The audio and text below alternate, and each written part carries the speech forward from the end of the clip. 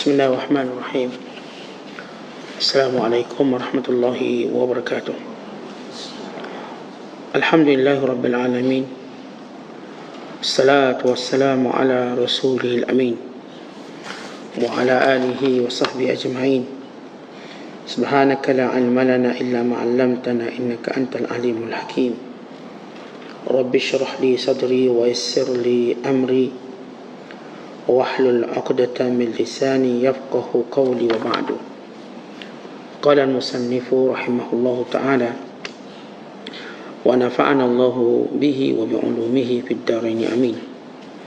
Telah berkata Imam al-Allamah Syekh Abdul Qadir Al-Jilani, semoga Allah Ta'ala merahmatinya dan kita mendapat manfaat serta barakah ilmunya.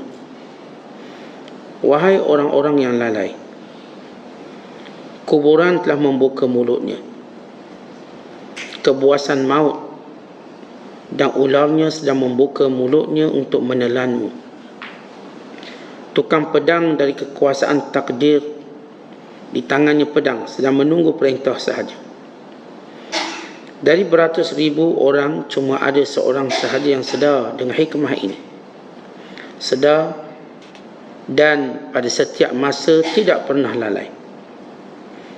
Pada mula perkaramu mestilah ada suatu kerja yang mendatangkan biaya hidupmu yang daripadanya engkau makan minum sehingga kuat imanmu.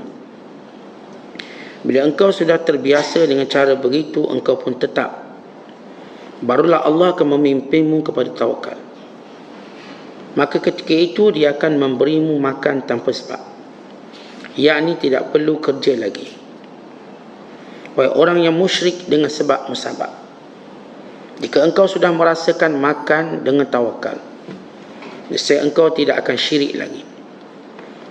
Dan tentu engkau akan duduk di pintunya, bertawakal kepadanya dan percaya kepadanya.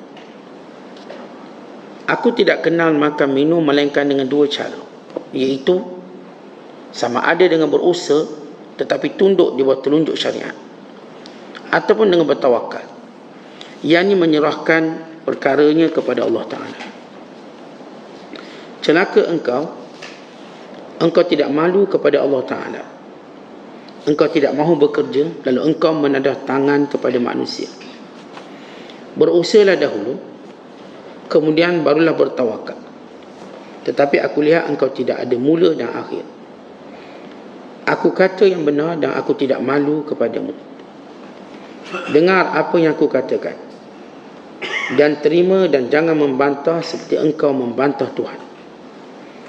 Akulah orang yang paling zuhud di antara kamu, dan aku tidak mahu apa yang ada pada tangan kamu. Aku tidak peduli puji kamu atau cela kamu. Jika aku ambil daripada kamu, aku ambil untuk orang lain, bukan untuk diriku. Kata-kataku kepada kamu semacam suatu pukulan. Aku disuruh dengan cara yang aku tahu dan aku yakin sahihnya. Hukum Allah tidak ada yang mansuh atau yang dibatalkan. Celaka engkau, jangan terpedaya dengan kata-kata orang. Engkau sendiri tentu lebih tahu tentang apa yang buatmu dan apa yang atasmu. Allah Ta'ala berfirman, balil insanu ala nafsihi basirah. Bahkan manusia itu sendiri tentu sangat tahu tentang dirinya sendiri. Alangkah baiknya engkau di mata orang awam, dan alangkah buruknya engkau di mata orang khusus.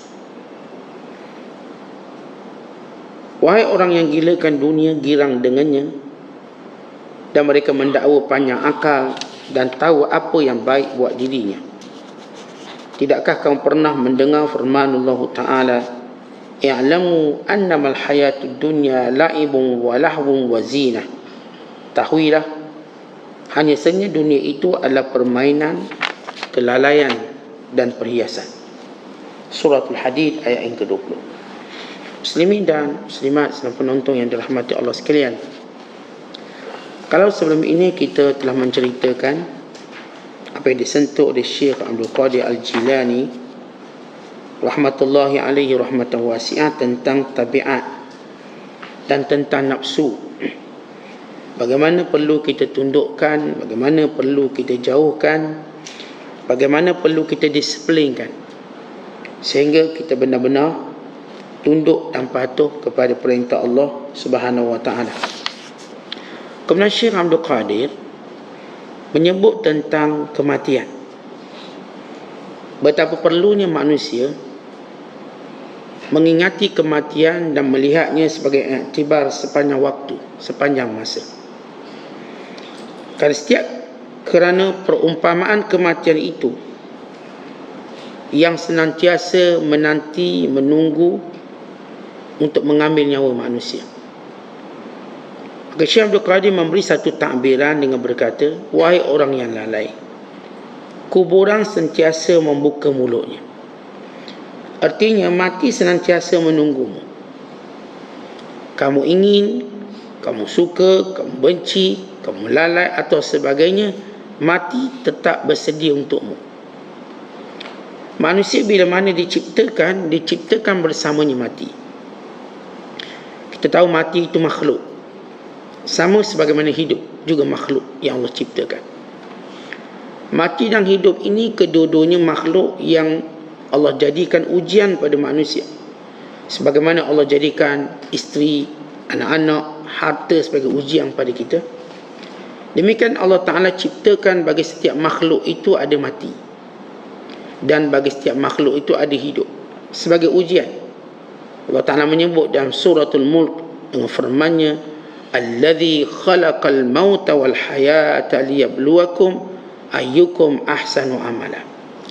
Dan dialah Allah yang telah menciptakan mati dan menciptakan hidup untuk menguji kamu siapa yang paling baik amalannya. Para saintis, bila mereka berbelanja besar melalui sokongan pemerintah untuk mencari solusi bagaimana mengelakkan kematian, bagaimana menghindari kematian semaksimumnya, maka mereka mencipta obat-obatan, mereka mencipta vitamin atau suplemen, mereka mencipta rawatan awet muda, bukan sebagai mereka berusaha untuk melambatkan kematian manusia atau buat kajian untuk menjadikan manusia tak mati. Tapi ketika mana mereka memeriksa sel air mani, mereka mendapati kematian sudah ada di dalam itu. Dan sel air mani yang tercipta benih, mereka buat kajian pada setiap binatang, even manusia. Maka dalam sel tadi sudah ada bentuk kematian, di mana bila mereka buat kajian, sel ini berterusan untuk satu tempoh, dia akan bertukar menjadi kanser untuk membunuh manusia, untuk mematikan, menamatkan. Sehingga bila kita tengok seorang tu mula tak ada kanser, dah tua 70-80 ada, kerana sel itu sudah wujud untuk mewujudkan kematian. Dan mereka buat kajian, mereka dapati kalau tak terjadi sel, dia akan tamat tempoh, dia akan mati sendiri. Maka perkara ini menjadikan mereka berputus asa dengan kajian mereka. Allah Ta'ala mengetahui bahawa di antara sifat manusia yang ada dalam diri mereka ialah takut mati. Bila Allah menciptakan Adam AS, ketakutan pertama yang ada pada Adam ialah takut mati. Ada pada diri Adam. Dalam Al-Quran kalau kita baca dalam surah Taha ayat 120 hingga 121, Allah Ta'ala berfirman, qala ya Adam hal adulluka ala syajaratil khuld wa mulkin la yabla fa'akala minha fabadat lahuma sawatuhuma wa tafiqa yaksifani alaihima min warakil jannah wa asa Adamu rabbahu faghawa. Kata Allah, Iblis berkata pada Adam, hei Adam, maukah tunjukkan kepada kamu satu pohon yang kalau kau makan kamu akan kekal tak mati, dan kamu mendapat kerajaan yang tidak akan hilang kuasanya. Maka ditunjukkan kepada pokok yang Allah Ta'ala larang Nabi Adam AS dan Hawa. mendekatinya dan memakan buahnya. Dan Allah berfirman, makan apa yang kamu nak. Apa saja kamu nak. Fakula minha ragadan haitsu syi'tuma wa la taqraba hadhihi asy-syajarah fatakuna minaz zalimin. Hai Adam, hai Hawa, ni dalam syurga makanlah apa benda nak makan, tapi bukan pokok ni. Bukan pokok ni. Kalau kau makan, kamu zalim. Kamu langgar perintah aku. Maka Iblis, ketika mana dia nak jadikan Adam sebagai hamba Allah yang derhaka, supaya Adam juga dihina sebagaimana Iblis dihina. Dihina oleh Allah, dihukum. Kerana Iblis terasa kepahitan hukumannya. Dia laknat oleh Allah sehingga akhir. Maka bagaimana Iblis nak sesatkan, nak perangkap Adam supaya dimurkai oleh Allah. Iblis mengetahui bahawa antara sifat Adam dan ini manusia, takut mati, berharap hidup panjang. Siapa pun di kalangan kita melainkan pernah berdoa panjang umur. Ada tak orang yang doa, ya Allah pendekkan umur aku? Ada tak? Kita minta panjang umur. Kenapa? Ketakutan itu fitrah. Takut mati fitrah. Tetapi Allah Ta'ala ajar kita takut mati dengan cara kita bersedia. Dengan cara kita melakukan ketaatan, melakukan perintah Allah Subhanahu Wa Ta'ala. Maka bila Adam takut mati, Iblis tahu. Kerana Iblis sebelum menggoda manusia, dia cari kelemahan manusia. Iblis ni dia bukan goda je, dia tahu dulu mana lemah orang ni. Kerana setiap orang Iblis tahu kelemahan ni kat mana. Yang ni lemahnya pada harta, digoda pada harta. Yang ni lemahnya perempuan, digoda dengan perempuan. Yang ni lemahnya dengan anak-anak, digoda dengan anak-anak. Yang ni lemahnya dengan kawan-kawan, digoda melalui kawan-kawan. Yang ni lemahnya dengan barang perhiasan, digodanya dengan barang perhiasan. Yang ni lemahnya dalam bab duit, maka digoda dalam hal duit. Yang ni lemahnya dalam bab hal itu, hal ini, maka barulah syaitan dan Iblis menyerang pada kelemahan itu. Maka bila Iblis tengok, ni Adam ni kat mana lemah dia? Kat mana lemah dia? Maka keinginannya untuk hidup panjang. Hidup panjang. Siapa pun bila dia mulai datang akalnya, dia mula berfikir untuk hidup panjang. Sebab itu kita cari makanan berkhasiat. Sebab itu kita makin lama makin kita jaga kesihatan. Bila mana kita rasa mati mendekati, kita mula jaga. Kalau kita lihat kita punya perjalanan hidup, makin lama makin kita takut pada kematian, makin kita rasa hampir dengan kematian. Maka kita buat semua jalan dan cara. Waktu kita kecil, kita mungkin sibuk main dan makan. Dan bila mana kita besar sikit, kita mungkin sibuk belajar. Lepas tu besar lagi, kita mungkin sibuk bekerja, cari duit. Kemudian kita mula sibuk dengan isteri dan keluarga, hak anak, hak bini. Kemudian kita mula sibuk dengan penyakit kita. Sampai setahap kita dah tak sibuk dengan anak bini, sibuk dengan penyakit. Penyakit dah macam-macam. Kemudian datang kesibukan sebenar, kita sibuk dengan sakaratul maut. Itu sibuk yang sebenar. Sibuk yang tak dapat kita bayangkan. Sehingga betapa kita menyesal dengan waktu yang telah terlepas sebelum ini, kerana tidak beramal dan tidak melakukan amal soleh. Kesibukan yang tak dapat digambarkan. Penyesalan yang begitu dalam. Baik, bila kita cerita tentang sifat takut mati ini ada pada kita, dan mati itu sudah tercipta kepada setiap makhluk Allah, bukan sekadar manusia, setiap makhluk Allah. Yang kita dah sebut dalam sel DNA manusia, sudah ada kematian di dalam itu. Maka Iblis tunjuk satu pokok dinamakan syajaratul khuldi, pohon khuldi. Orang kita sebut khuldi. Khuldi dalam bahasa Arab maknanya kekal. Kekal. Pokok yang menyebabkan kalau makan kekal. Macam kita hari ini, mana-mana tumbuhan yang boleh menyebabkan kita sihat, kita cenderung makan. Ni orang kata ni ulang pegaga, bagus untuk kesihatan. bagus untuk buah pinggang, bagus untuk perut. Dengan bahasa mudah, panjang umur. Ini semua pokok-pokok ni, ini semua ulam-ulaman bagus untuk kesihatan. Bahasa mudah, panjang umur. Lalu kita semua hari ni pakat makan ulam. Dulu masa kecil tak fikir mati, tak adalah makan ulam. Dah tua-tua banyak makan ulam sebab dah fikir mati. Banyak ulam pada nasi. Kita tengok confirm dia dah fikir mati tu. Kita masa kecil mana makan ulam? Tak ada orang makan ulam masa kecil. Makan manis je. Makan manis. Makin ketua, makin kita suka makan ulam. Bukan sebab ulam tu sedap.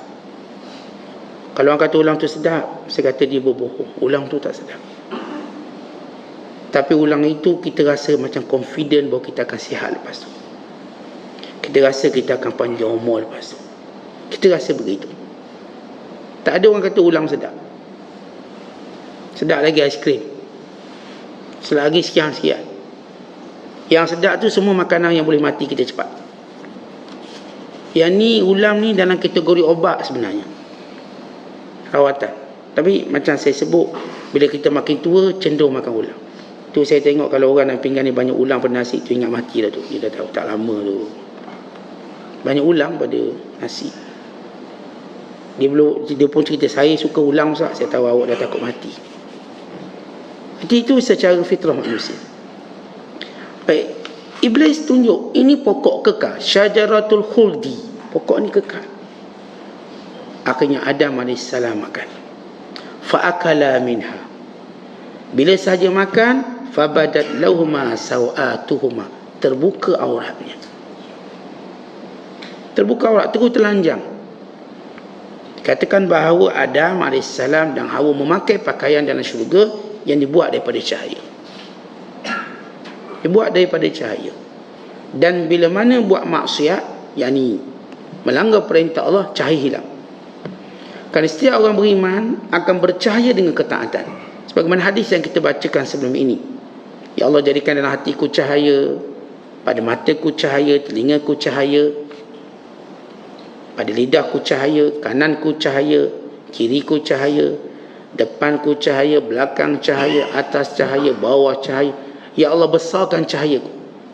Dan surah At-Tahrim Allah menceritakan orang beriman berdoa pada hari akhirat kelak, Rabbana atmim lana nurana. Wahai Tuhan kami, sempurnakan cahaya kami. Orang beriman akhirat kelak ketika berjalan bersamanya cahaya. Lalu orang munafik berkata, tunggu kejap, naktabisu min nurikum, kami nak tumpang cahaya kamu. Lalu orang kata, tak payah kamu pergi ke sana, cari cahaya sendiri. Orang beriman hidup dengan cahaya. Cahaya apa? Cahaya ketaatan. Makin kita taat, makin bercahaya kita. Sehingga kita nampak apa yang patut kita buat, apa yang patut kita tinggal. Maka Adam AS dan Hawa padam cahayanya, sehingga terdedah auratnya. Buat kali pertama nampak kemaluannya. Perkara yang paling malu untuk dilihat oleh manusia, kemaluannya. Dilihat dan dilihat oleh orang lain. Lalu Allah cerita, fabadat lahuma sawatuhuma. Terbuka dua kemaluannya. Sawah dalam bahasa Arab maknanya kubur dan dubur. Itu sawah. Tempat yang paling orang malu. Nampak punggung, nampak kemaluan. Malulah, baik lelaki, baik perempuan. Watafiqa yaksifani alaihima min waraqil jannah. Cepat-cepat mereka mencari daun-daun syurga bagi melindungi kemaluan mereka. Jadi iblis dia tahu manusia takut mati. Dan sifat takut mati saya katakan sudah menjadi sifat fitrah manusia. Cuma orang beriman dia ajar lain dalam masalah takut mati. Orang kafir pula dia ada kesesatan lain tentang takut mati. Kita takut mati dalam keadaan kita menerima hakikat mati, bahawa kita akan mati. Mereka orang kafir dalam keadaan takut mati, mereka tak nak terima hakikat mati. Kerana itu mereka cuba tidak mau mati. Sehingga Allah sebut dalam Quran, Qul innal mauta alladhi tafirrun minhu fa innahu mulaqikum. Katakan pada mereka, wahai Muhammad, mati yang kamu cuba lari daripadanya, dia akan datang jumpa kamu. Mati ni datang jumpa kita. Nak lari mana? Larilah. Lari. Ni tempat ni kena wabak, kita pun lari supaya kita tak mati. Tak mati tu cari kita. Oh, tempat ni ada malapetaka dengan sebabkan oleh kemarau yang panjang, cepat mati kat sini, lari mati cari kita, kalau memang kita orang yang akan mati. Tapi lihat bagaimana solusi yang Allah sebut kepada manusia. Allah kata dia Allah jadikan bagi kamu mati. Dia sebut mati dulu dan hidup. Kita kan hidup dulu baru mati. Tidak, mati dulu baru hidup. Kenapa Allah sebut mati dulu baru hidup? Dalam surah Al-Mulk, Alladhi khalaqal mauta wal hayah. Dan dia Allah menciptakan. Khalaq, cipta. Artinya mati ini juga akan hilang suatu hari nanti. Akan tak ada. Sebab dia makhluk. Mati ini akan ada ajal. Malaikat makhluk yang Allah nak panjangkan umur dia. Maka Allah kata Allah menciptakan mati. Kerana manusia pertamanya ialah mati. Kita tak ada. Tak ada, kita sebenarnya mati. Kita tak ada. Kemudian mula kita ada. Lalu masuk di alam janin, alam roh. Lalu kita pun wujud. Kemudian perkara yang paling kita fikir ke depan sekali, mati. Si ayah bimbang anak kecil ni akan mati. Buat macam-macam persiapan. Jangan budak ni mati biar dia besar. Si anak pula bila dia besar dijaga pula ayah. Jangan ayah ni mati. Buat macam-macam. Berobat, jangan dia mati. Lalu kesibukan kita menjaga kematian. Tapi Allah Ta'ala mengatakan bahawa mati itu pasti. Sebagaimana hidup itu pasti. Maka apa yang perlu kamu buat? Kata Allah, liyabluwakum, mati dan hidup ini aku jadikan sebagai ibtila, ujian. Ujian untuk apa? Kalau kita, cikgu kata esok ada ujian, kita kata ujian apa? Ujian matematik, ujian sains, ujian bahasa Inggeris, ujian SPM ke, ujian STPM dan sebagainya. Kata Allah, Allah jadikan hidup, mati dan hidup ini ujian. Ujian apa? Ujian untuk melihat siapa yang paling baik amalan. Allah Ta'ala tak kata siapa yang paling banyak amalan, kerana umur manusia berbeza-beza. Tapi Allah kata siapa yang baik. Bila sebut siapa yang baik amalan, maka berapa pun umur kita tak ada isu. Tuan-tuan mati umur 30, tuan-tuan mati umur 40, 50. Yang penting sepanjang hidup buat yang terbaik. Apa maksud yang terbaik? Kata ulama, maksud yang terbaik itu dua. Yang pertama, perbuatan kita benar-benar tepat dengan ilmu, yang ikut sunnah Nabi SAW, untuk jadi dia terbaik. Yang kedua, ikhlas kepada Allah. Orang yang ikhlas tidak perlukan umur yang panjang. Orang yang ikhlas tidak perlukan amalan yang banyak. Kerana keikhlasan itu yang akan menjadikan ia bermutu dan bernilai di sisi Allah Ta'ala. Sebab itu tidak ada isu seorang tu mati umur berapa. Yang penting dalam kesempatan hidup ini, buatlah amalan dengan tepat, sebagaimana kita jawab peperiksaan dengan tepat. Kalau salah, perbetulkan. Kita ada masa lagi untuk padamkan jawapan salah. Kerana masa kita belum tamat. Masa peperiksaan belum tamat, kita boleh review balik jawapan kita. Tengok balik betul ke cara aku hidup dah 30 tahun ni. Kerana peperiksaan sedang berjalan. Peperiksaan akan tamat, sebaik saja malaikat maut mengatakan sudah tamat. Kalau tuan-tuan periksa SPM ke STP, ni cikgu pengawal periksa kata okey, masa dah tamat, letak pen. Atau mungkin kalau dia baik sikit, dia kata okey, tinggal lagi 5 minit, tinggal lagi 10 minit. Mungkin kalau dia baik sikit lah. Kehidupan begitu. Maka datang amaran-amaran kematian. Sakit, 2 kali masuk uap, dah 2 kali ICU. Itu tanda waktu dah tak lama. Diingatkan, tak lama lah tu, dah ICU 2 kali. Sebelum kita mendengar suara malaikat maut yang mengatakan sudah tamat waktu kamu, sudah tamat waktu kamu, mati kamu. Kita sedang di dunia ini, kita sedang periksa. Kita dah jawab banyak jawapan kita. Masa belum tamat, ada jawapan perlu kita betulkan balik. kerana ia ternyata salah. Cara kita hidup berekonomi itu salah, terlibat dengan riba, rasuah. Cepat betulkan. Cara kumpul duit kita tu salah, lalai lagi melekakan. Betulkan. Masa periksa belum tamat, betulkan cepat. Cara kita didik anak-anak kita salah, betulkan. Cara kita jadi suami ni salah dalam menjaga isteri dan anak-anak, betulkan. Cara kita jadi isteri ni salah dalam menjaga anak-anak dan mentaati suami, betulkan sekarang. Cara kita memimpin manusia salah sebagai pemimpin, betulkan sekarang. Masa masih ada. Setiap orang Allah beri lagi masa. Saya masih ada masa, tuan-tuan masih ada masa. Kita betulkan kesilapan kita. Yang dulu kita jawab B itu salah. Padangkan jawapan tu untuk jawab A yang betul. Yang dulu kita isi tempat kosong ni salah tu. Kita ada masa lagi untuk kita betulkan, isi tempat kosong tadi dengan jawapan betul. Kekosongan hidup kita buat benda yang melekakan. Tengok konsert, dia kosong hidup. Pergi tengok bola, pergi tengok sekian.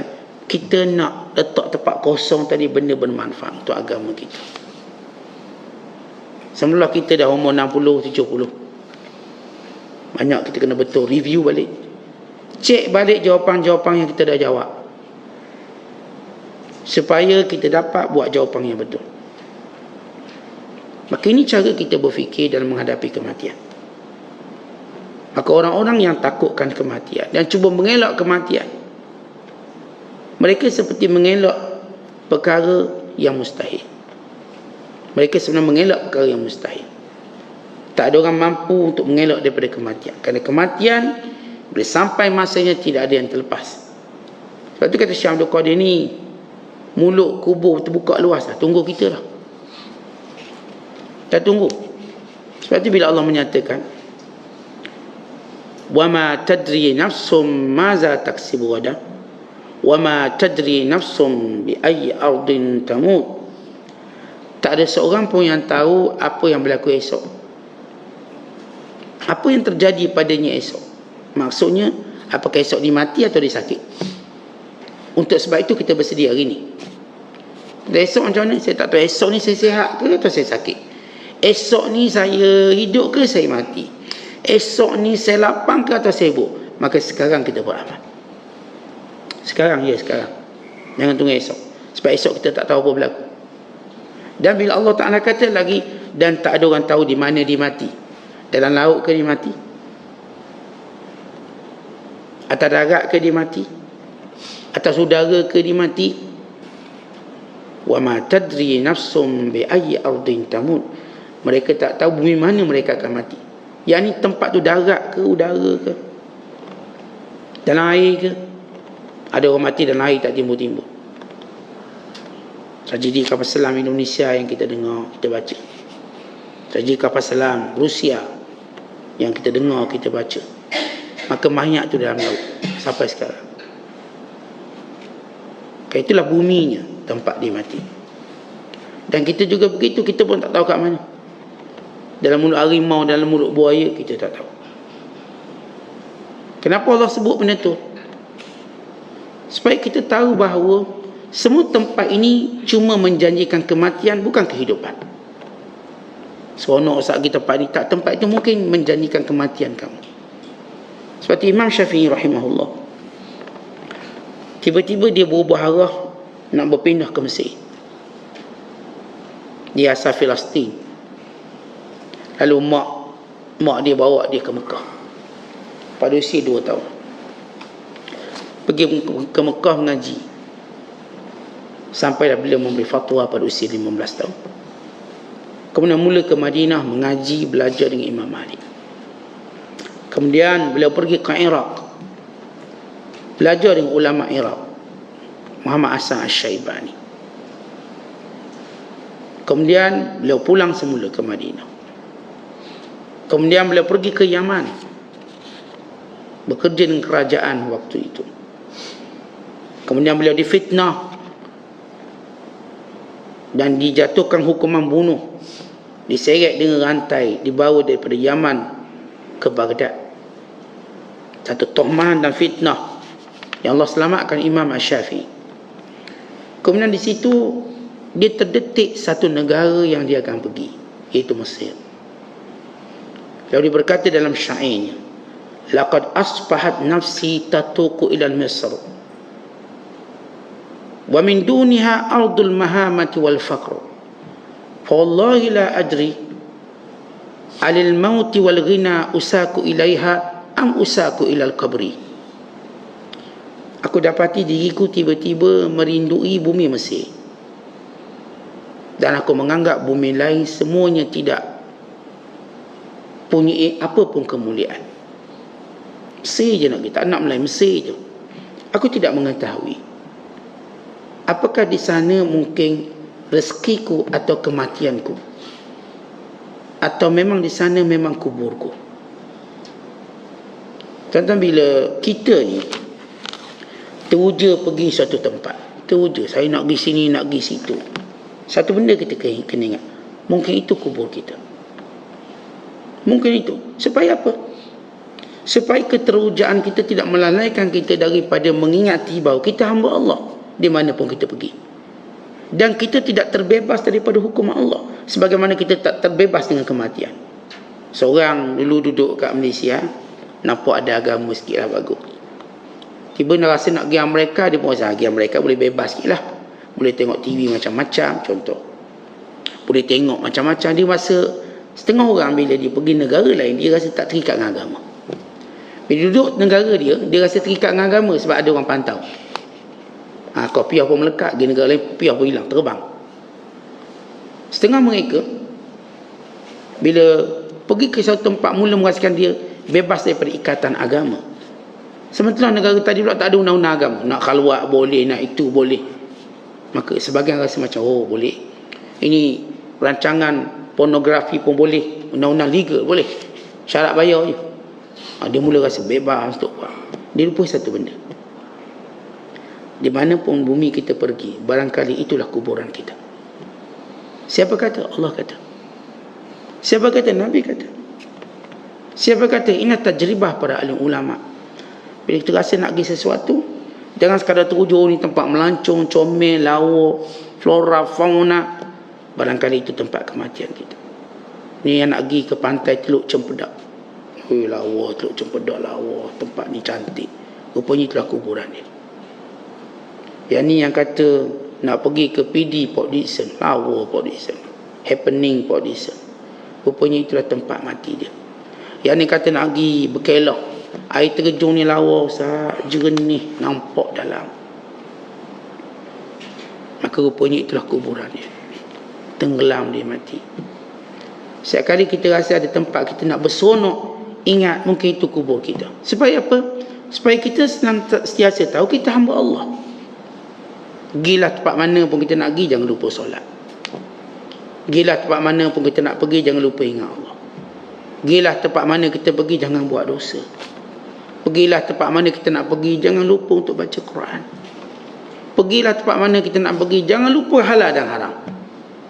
Jangan lupa dosa dan pahala. Tempat ni tak ada orang perasan kita. Kita kat Malaysia orang tahu kita AJK masjid. Jangan duk liar-liar mata tu. Kat sini, dekat negara ni tak ada orang tahu kita AJK masjid. Mata kita mula bebas. Soalnya kita lupa bahawa malaikat pengiring yang sentiasa ikut kita, menulis dan mencatat perbuatan kita. Dan mati yang sentiasa menunggu waktu yang Allah perintahkan untuk menghabisi kita. Kita ingat, baca, dengar, faham. Saya kata ramai orang yang dia kata, Ustaz saya nak pergi pulau ni, pulau tu, rupanya dia mati kat situ. Jangan teruja dengan tempat kita pergi, barangkali itu tempat kematian kita, sebagaimana kita disebut oleh Imam Syafi'i tadi. Sebab itu bila Allah sebut wa ma tadri nafsum bi ayyi ardin tamut, tak ada seorang pun tahu tempat mana dia mati. Maksudnya apa? Supaya kita tahu setiap tempat kita nak berpindah bukan menjanjikan kita panjang umur, barangkali itu tempat mati. Ni kita duduk negara berkonflik, pindah negara lain lah, ini tidak menjanjikan kita panjang umur. Tak menjanjikan. Kita rasa tempat ni kurang makanan, kurang rezeki, kurang pekerjaan, pergi tempat lain lah, tempat tu kerja banyak, gaji pun tinggi, pakai dolar ni. Lalu kita rasa tempat tu macam tempat kita akan panjang umur. Kalau tempat ni kita duduk, boleh mati cepat. Tidak. Barangkali itu tempat kematian kita. Dan bila mana pula Rasulullah SAW beritahu, inna min amaratis sa'ah an yadhhara mautul faja'ah. Di antara tanda kiamat berlaku mati mengejut. Istilah mati mengejut yang pertama beri ini Rasulullah SAW. Atau orang Mak Saleh sebut sudden death, kematian mengejut. Dalam kajian pakar-pakar perubatan, mereka buat satu definisi sudden death, kematian mengejut. Apa dia? Kematian kurang sejam. Aqal min sa', kurang sejam. Maksudnya dia berlangsung kurang sejam, orang tu pun mati. Kalau orang tu misalnya aksiden 5 hari tunggu, orang tak panggil kematian mengejut. Kalau dia kencing mani tunggu setahun 2 tahun baru mati, ini tak panggil kematian mengejut. Dia kurang daripada 1 jam. Baru kita jumpa tadi kat kuliah subuh, balik mati dah. Kurang sejam. Kalau subuh baru habis 10 minit, 15 minit. Ini dalam kategori dia panggil sudden death, mati mengejut. Baru tadi kita jumpa kedai makan, mati kawan ni. Baru tadi sembang. Baru tadi kita muamalah dengan dia, mati dia. Kita panggil mati mengejut. Yang pertama menyebut tentang istilah mati mengejut Nabi SAW. Bahkan Nabi menyatakan ini tanda kiamat. Satu ketika tuan-tuan di Amerika Syarikat, dia orang buat statistik kematian mengejut yang kurang sejam. Jumlahnya ialah 300,000 dalam masa setahun. 300,000 buat kajian. Ini tak campur mati aksiden, mati terbakar, mati. Ini dia mati, tiba-tiba mati. Dia macam kereta kita, tiba-tiba start tak hidup. Sebab apa tiba-tiba start tak hidup? Baru semalam okey. Nak kata bateri, bukan bateri. Nak kata kita lasak, tak lasak. Nak kata minyak, minyak penuh. Nak kata sebab tayar, nak kata sebab barangkali kita start kereta, gear tu dekat D pun tak. Memang dah check, patut hidup. Maknanya ni mati mengejut. Tak tahu apa penyakit. Baru semalam tu anak kereta ni mati mengejut kereta ni. Macam orang sama, orang. Diorang buat kajian macam mana elok mati mengejut.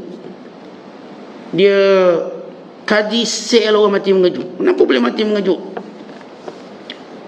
Datang bila Rasulullah SAW menyatakan tanda kiamat, mati seumpama ini biasa. Kalau sebelum ni kita dengar mati perang, itu mati biasa waktu itu. Mati bergaduh, mati biasa. Mati sebab tua, itu mati biasa. Mati sebab sakit yang kronik, itu sebab biasa. Orang mati sebab kanser, itu sebab biasa. Tapi akan berlaku suatu hari nanti, dan telah pun berlaku, mengejut. Tuan-tuan tengah macam gini, mati. Baru tengah pegang handset, baru nak tengok Facebook, mati je tu. Zaman kita ada CCTV pula dia orang tunjuk ni. Tengah-tengah pegang telefon, halau sesuatu, punya malakul maut. Tengah susung botol air, halau sesuatu, rupanya malakul maut. Berperang dia dengan malakul maut, tumbuk, ia malakul maut, tak boleh dilawan. Akhirnya menggelupur kematian. Kita ingat waktu itu mungkin berlaku pada kita pun tak tahu. Kematian mengejut. Supaya kita tidak lagi tertunggu-tunggu buat amal soleh. Jangan tunggu. Kenapa? Kematian datang lebih cepat daripada apa yang kita rancangkan. Kita rancang anak besar baru mati, kita ni cucu dah kahwin baru mati, kita memang ada perancangan. Kalau kita tanya agak-agak haji mati umur berapa?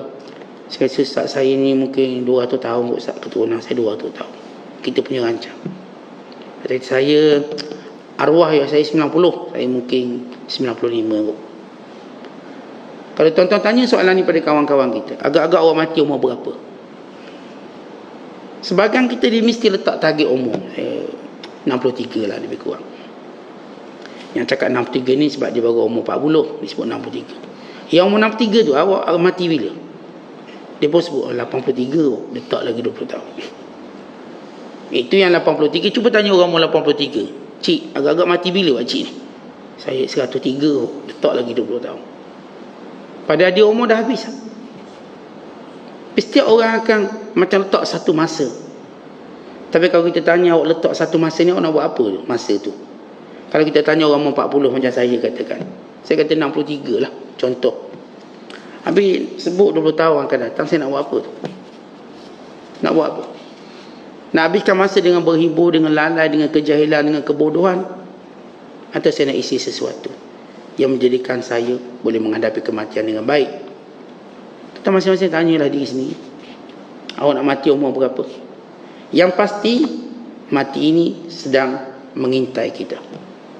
Mati ini sedang berada di hadapan kita, di belakang kita, di kiri, di kanan kita. Dan setiap saat itu ada kematian yang akan berlaku. Setiap saat. Maksudnya setiap second berlaku kematian. Bukan setiap jam, second. Satu saat juga ada kematian seorang. Sebab disebut oleh Imam Ibn Rajab Al-Hambali, setiap satu saat ada kematian. Kalau kita 1 minit 60 saat, itu sudah berlaku 60 kematian sekarang. Tuan-tuan duduk kuliah ni berapa saat dah? Oh, dah duduk setengah jam. Berapa saat setengah jam? Kalau 1 minit 60 saat. 1 minit ada 60 kematian. Sama ada kita kenal atau tak kenal, mati itu tetap berlaku. Rasa macam tak ada. Bukan tak ada, awak tak kenal orang yang mati. Dan lebih teruk sebenarnya, awak tak kenal kematian itu siapa. Kematian yang tidak menjanjikan apa-apa, melainkan menghabisi waktu kita. Maksud kematian, habis waktu kita di dunia. Atau bahasa yang diterjemah oleh para ulama, pergantungan roh pada jasad sudah tidak ada. Tetapi roh dan jasad kita senantiasa ada. Cuma dalam kehidupan kita kat dunia, roh tu bergantung pada jasad. Dia tak boleh keluar kerana adanya jasad. Tapi nanti bila kita mati, roh dan jasad separate. Walau ada hubungan, tapi dia berasingan. Maka roh boleh ke syurga, berasingan dari jasadnya. Roh boleh naik ke langit, berasingan daripada jasad. Tapi dalam kehidupan dunia, roh ini tak lagi jauh. Dia mesti melekat kat badan. Kalau dia pergi jauh, dia kena kembali semula. Kalau tak kembali, berarti kematian. Maka roh mula berasingan dengan jasad. Kita sekarang roh berhubung rapat dengan jasad. Dia tak boleh ke mana-mana. Kalau kita cuba tidur, atau kita tidur, dia mungkin pergi satu tempat roh kita, melalui perjalanan mimpi. Kemudian bila mana kita dikejutkan, dia akan kembali semula ke jasad kita. Dia tak berpisah secara,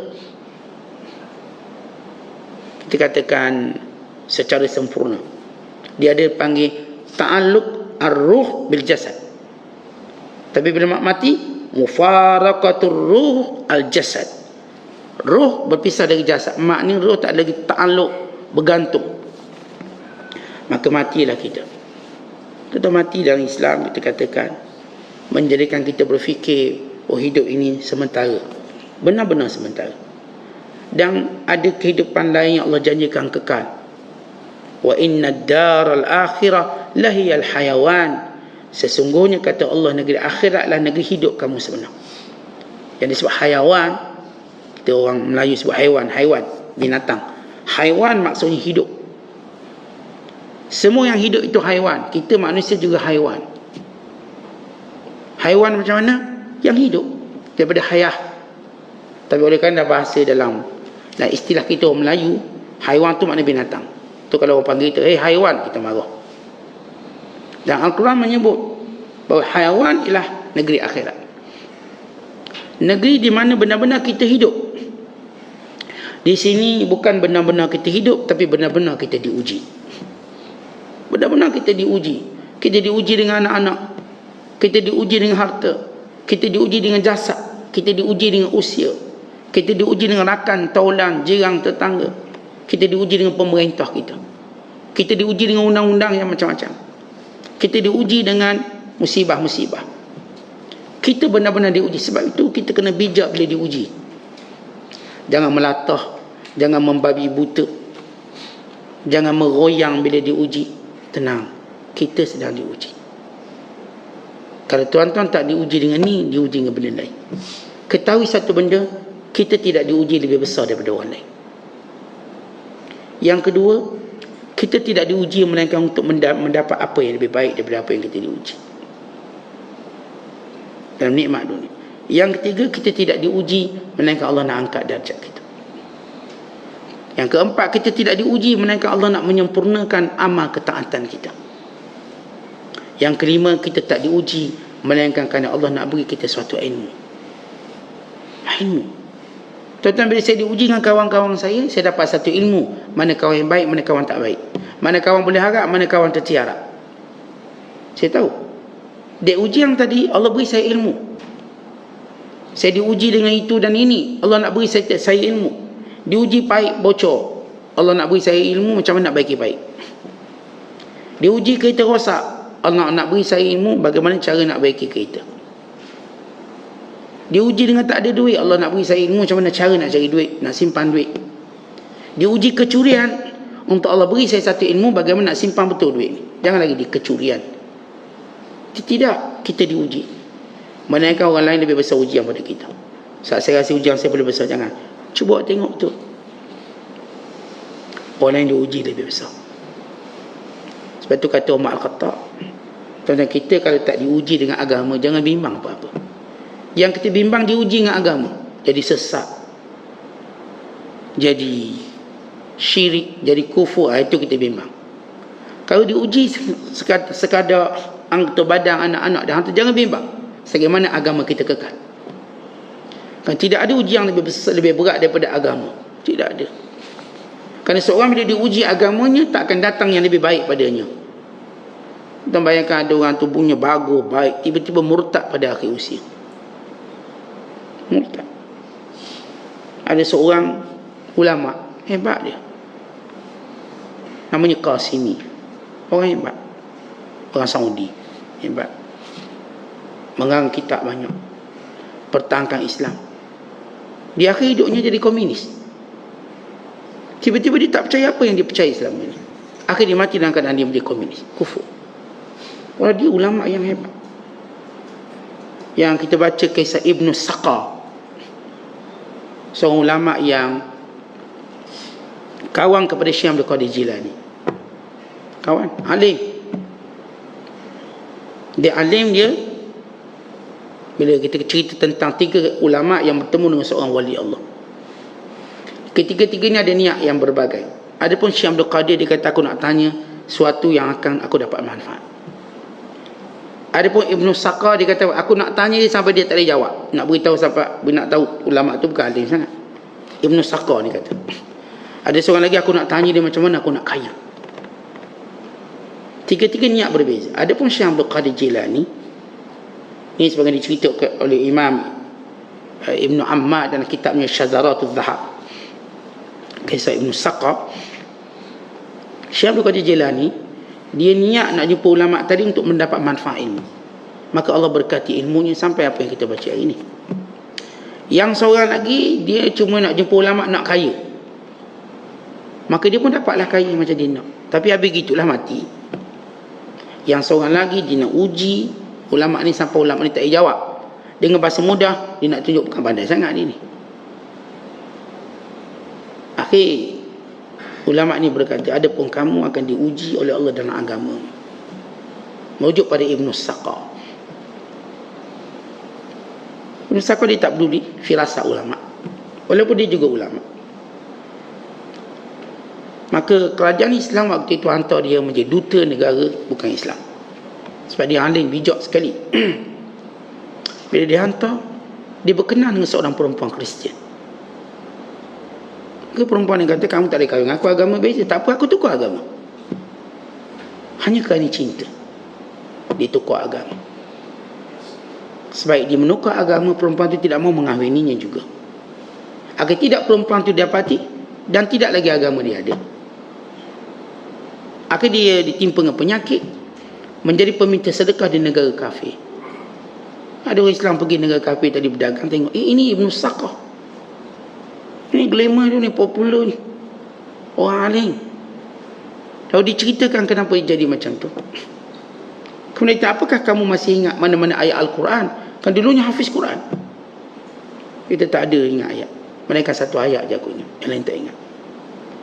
Tentu cerita ujian berat. Diuji agama. Sebab kita ni kalau diuji, pertama, yakinlah kita tak diuji lebih besar daripada orang lain. Dan kita tak diuji dengan sesuatu yang kita tak mampu untuk pikul benda tu. Itu mana tak besar. Bila Allah uji, Allah tahu kita boleh. Umpama seorang ayah penyayang, dia suruh anak dia angkat barang, dia tahu anak tu boleh angkat barang banyak mana. Dia tak suruh anak kecil umur 2 tahun angkat tayar, tak mungkin. Dia suruh abang long umur 80 kilo tu, yang berat 80 kilo, angkat tayar tu. Tak tahu tayar tu berat 10 kilo. Abang long boleh angkat sebab abang long 80 kilo. Ni adik Su ni, baru umur 4 tahun, mungkin dia suruh ambil plastik je, kosong plastik tu. Atau kalau angkat pun nampak macam berat, rupanya tisu tandas. Memang besar tapi ringan. Ringan lepung, kalau orang kampung saya sebut, ringan sungguh. Nampak besar tapi ringan. Anak kecil ni pun bawa. Walau nampak susah tapi ringan je, taklah berat. Kalau jatuh tak kepala dia tak jadi apa. Ni satu tisu jatuh atas kepala, cedera tak cedera. Si ayah penyayang ni, dia tak suruh anak dia pikul barang berat, tak mungkin. Kalau lah barang tu berat, ayah tu tolong pegang sebelah. Dan mungkin ayah tu dukung dengan dia sekali. Okey, Along ataupun adik Su, ayah dukung, pegang barang sambil didukungnya. Maknanya Allah tolong waktu diuji.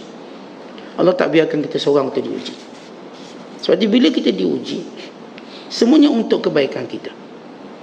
Kebaikan kita. Untuk kita menjadikan ujian ini suatu pahala untuk kita bawa pada kematian. Ingat, semua orang akan diuji di dunia. Kat akhirat, ialah kehidupan sebenar. Kat sini, ini ujian sebenar. Maka jangan takut menghadapi ujian. Tapi bukan maksud kita cari ujian. Saya tak cari ujian, tapi saya berani menghadapi ujian. Saya tidak takut menghadapi ujian. Ujian jangan jadikan kita putus asa, kerana Allah tak suka. Ujian jangan jadikan kita lemah, kerana kita orang beriman tak boleh lemah. Wala tahinu wala tahzanu wa antumul a'launa in kuntum mu'minin. Jangan hina, jangan lemah. Kamulah orang paling kuat kalau benar kamu orang beriman. Tentu kalau kita diuji lemah, mana iman kita ada masalah. Iman, maka baiki iman. Macam mana cara nak baiki iman? Paling cepat baiki iman dengan taubat. Taubat, ya Allah, aku bertaubat atas kesalahanku, atas dosaku. Itu paling cepat kita nak baiki iman kita. Taubat. Yang kedua, bila mana kita nak baiki iman, ingat Allah banyak-banyak. Cepat-cepat, banyakkan ingat Allah. Astaghfirullah, astaghfirullah, astaghfirullah. La ilaha illallah. Apa saja. Yang ketiga, bila mana kita nak baiki iman ya kita dengan cepat, maka cepatlah ambil wuduk dan solat. Itu dinamakan solat taubat. Ambil wuduk, solat. Siapa pun mana-mana orang yang rasa imannya lemah, ambil wuduk sekarang dan solat 2 rakaat. Yang ketiga, yang keempat, bila mana kita nak rawat iman paling cepat, doa pada Allah. Doa, ya Allah, tambahkan imanku. Allahumma zidni wala tanqusni. Ya Allah, tambahkan imanku, jangan kurangkan imanku. Tambah doa. Kita mulakan dengan taubat, mula dengan ingat Allah banyak-banyak, berwuduk dan solat. Mula dengan doa. Yang kelima, cepat-cepat jumpa orang ahli. Cepat-cepat. Kita sakit, cepat pula jumpa doktor. Tunggu doktor 2 jam. Kadang 4 jam. Kadang setengah hari tunggu doktor. Saya pergi hospital, setengah hari tunggu ke doktor. Tunggu. Doktor kata datang pukul 8. Kita pun datang pukul 8. Pukul 12 baru dapat jumpa. Jumpa sekejap je. Sanggup? Sebab apa? Sakit. Tapi sanggup tak kita tunggu 2-3 jam nak jumpa ulama? Marah kita. Lambat ni. Doktor kita tak marah pula dia. Kita nak jumpa ulama, kadang-kadang kena tunggulah juga. Macam tuan-tuan jumpa doktor, mana kita daftar terus jumpa. Dan saya kata tunggu setengah, kadang-kadang dia kata minggu depan datang. Tak ada pula kita nak ngamuk. Doktor ni tak dapat sebab dia ada operation, minggu depan datang. Kita punya appointment bulan depan. Kita pun okey, setuju. Tapi kadang-kadang ulama kata, boleh tak awak lusa jumpa saya? Saya buat no sekarang ni. Saya buat no. Walau kalau kita nak jumpa orang, antara adab pertama kita sanggup tunggu. Barulah kita akan dapat manfaat. Kalau kita tak sanggup tunggu, tuan-tuan tak akan dapat manfaat. Adab pertama kita nak jumpa para alim ulama ialah sabar menunggu. Itu syarat dia. Imam Syafi'i waktu nak jumpa Imam Malik, dia sabar tunggu. Kerana Imam Malik tidak boleh dijumpai sewenang-wenangnya. Dia tunggu. Sehingga dia cuba dapat surat recommendation daripada Governor Yaman. Minta recommend lagi nak jumpa. Maka Governor tulis satu surat. Masih pegang surat. Tunggu kat pintu untuk bertemu Imam Malik. sehingga diizinkan bertemu dan menjadi murid dan menjadi akrab. Maka ini cara kita nak pulih iman segera nak pulih. Cepat-cepat taubat. Kalau kita rasa bila ujian tadi berat Ustaz, saya tak mampu, iman tak kuat, taubat. Jangan minta ujian itu diselesaikan, sebab ujian kita perlu menghadapinya. Jangan kita cuba buat harapan palsu dia akan selesai macam tu. Kita mesti menghadapinya. Tuan-tuan kena ngadap untuk selesaikan dia, bukan dengan lari untuk menyelesaikannya, atau membiarkan dia selesai sendiri. Dia tak akan selesai sendiri, sebab jiwa kita, roh kita terikat dengan masalah tu. Saya buat bodoh Ustaz. Awak tak boleh buat bodoh, nanti awak makin bodoh. Mula-mula awak buat bodoh, memang confirm awak bodoh betul. Buat cerdik, maksudnya menghadap masalah. Yang saya kata, kalau rasa masalah tu berat, itu tanda iman kita lemah. Bukan kerana masalah tu besar, iman kita lemah. Ya, macam orang selalu kata, kalau kita duduk bimbang ombak tu besar, bukan kerana ombak tu besar, perahu kita kecil. Buat perahu besar lagi, akhirnya kita dapati ombak tu pula kecil. Sebenarnya ialah iman kita yang masalah. Kalau tuan-tuan tengok besar ujian saya Ustaz, apa benda ujian awak? Ialah 4 tahun kahwin tak dapat anak. Tak, ujian tu tak besar, iman awak yang masalah.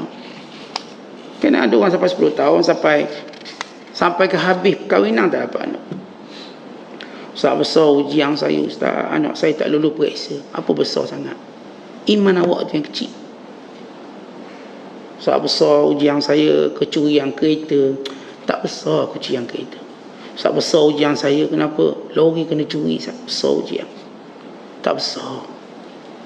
Allah tak pernah jadikan ujian tu besar, melainkan kita melihatnya besar. Kenapa? Kerana Allah sediakan balasan yang lebih besar daripada ujian kita, syurga. Sebab itu Allah cerita, Rasulullah SAW cerita, ada orang diuji teruk atas dunia. Teruk, dari mula lahir dah diuji dalam longkang.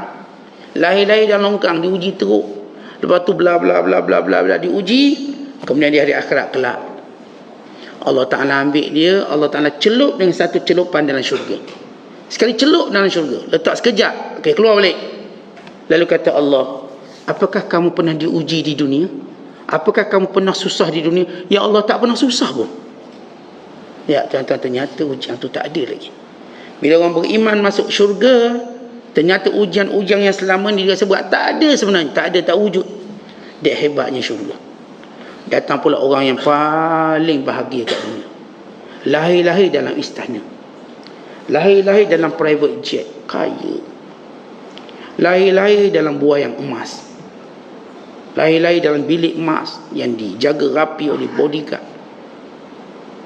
Lahir je dah ada gaji, dah ada elam, dah ada kenderaan peribadi, dah ada, semua dah ada. Lahir je, itu membesarnya segala kemewahan. Tidak pernah mengecapi susah, berjalan dengan penuh bangga. Ini anak raja, ini anak sultan, ini anak maharaja, ini anak Perdana Menteri, ini anak orang paling kaya, ini anak orang paling berkuasa, orang paling glamour dan paling popular. Jalan dengan penuh kemewahan atas hamparan permaidani merah, tidak terhenti melainkan di liang lahat. Mati, Allah ambil dia, Allah celup dia dalam satu celupan dalam neraka. Kemudian Allah tanya, apakah pernah kamu dapat nikmat di dunia? Ya Allah, tak pernah aku dapat nikmat. Dek dahsyatnya neraka, lupa nikmat. Yang pertama, dek hebatnya syurga, lupa bahawa ada ujian kat dunia. Tak ada, tak pernah pun susah. Oleh sebab itu tuan-tuan, isu bila mana kita diuji, hatta bila berlaku kematian yang merupakan ujian yang dianggap besar, semua ujian tadi, kalau kita rasa lemah, disebabkan diri kita, bukan kerana ujian tu, disebabkan iman kita. Dan kita dah beritahu bagaimana cara nak baiki iman paling ekspres, cepat. Dengan cara kita taubat, dengan cara kita berzikir, dengan cara kita solat dan berdoa, dengan cara kita jumpa pada alim ulama, jumpa, minta sepatah 2 kata nasihat. Dan kalau kita nak rawatan itu berpanjangan, terus duduk dengan ulama dan belajar dengannya. Kerana setiap hari kita akan mendengar rawatan-rawatan, penyembuhan-penyembuhan yang baru, untuk menyembuhkan setiap luka-luka kecil dan besar kita sepanjang kita melalui perjalanan hidup ini. Okay, mereka seperti doktor peribadi kita, sentiasa beri nasihat, sentiasa beri obat, sentiasa beri panduan, beri tips cara hidup yang sihat, sehingga bertemu dengan Allah dengan tidak membawa dosa, dengan tidak membawa murka, mendapat redha ilahi dan syurganya. Wallahu a'lam bissawab. Assalamualaikum warahmatullahi wabarakatuh.